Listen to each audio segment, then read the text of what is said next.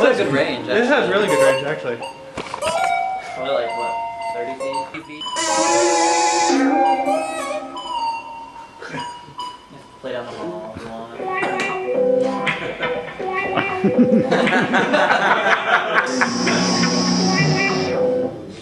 So basically, all we have are orange tape denotes where the sensors are. So we have bend sensors in each elbow. We have 6 FSRs mounted on pieces of wood right here. And each of these numbers corresponds to which controller it is to be used in Max. We have an accelerometer here, and we have IR distance sensor and other rest there. And that's a 3-axis accelerometer. Yeah. 3-axis 3G accelerometer, so it's not sensitive enough to detect tilt, but Actually, it does do some tilt. It does some tilt. It does do tilt. Yeah, it's 3G. So it's enough so that when we bang it out, we're actually banging out the It takes notes. a little bit of floor motion. Our original plan was to have the IR sensor go to the floor, and that would determine what note you're playing. But unfortunately, we realized after we mounted it that it doesn't have quite the range. So we changed it so that the bend sensor in the left elbow determines which note you're playing, which obviously makes it a little more inaccurate as to what note you're actually playing. 3-axis accelerometer, each axis controls a different aspect of the sound. And there's a different threshold for each axis. So you can bang out a note and you have only 1 sound, or 2 sounds if you bang harder, and 3 if you bang the hardest. So this one's the easiest. That's 2. That's the hardest. All the wires are mounted or routed through the inside. So we have the guts right in here and around the back. It's good because the lining is not actually sewn into the actual jacket. Yeah. So all of the wires are underneath the jacket in between. So There are a lot of wires. There are a lot of wires.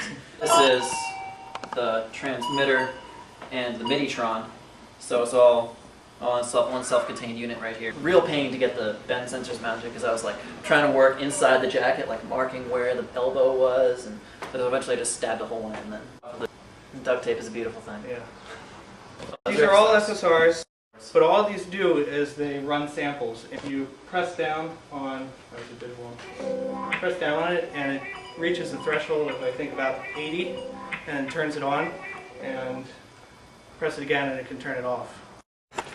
This is our debugger / motherboard version 2 window that contains basically a summary of everything that's going on.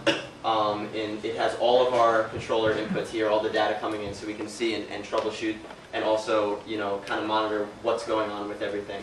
Then we have our little digital controllers when they're on or off here.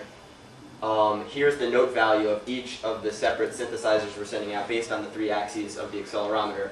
And I believe the first and the third are scaled to an octave, and then the middle one is a fifth.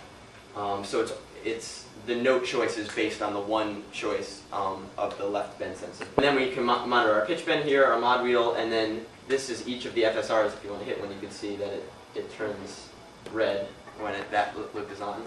And if you shut that, and then if you shut it, they go off. And then we have a master on-off toggle here that just kind of kills all the notes. By the way, the IR sensor does the pitch bend now. The right arm bend sensor is the mod wheel. Right there. We of course have a meter that does nothing, but it's going to 11 because our project goes to 11. Here are 3 different lead synths that are each on different channels, each coming from a different axis of the accelerometer. The pitch bend and mod wheel are all the same for each because we only have 1, and it would sound a little strange if they were independent. That's all fed into a mixer, as well as a series of Dr. X loops that are all playing. And you can see when he triggers them, their volume comes up on here.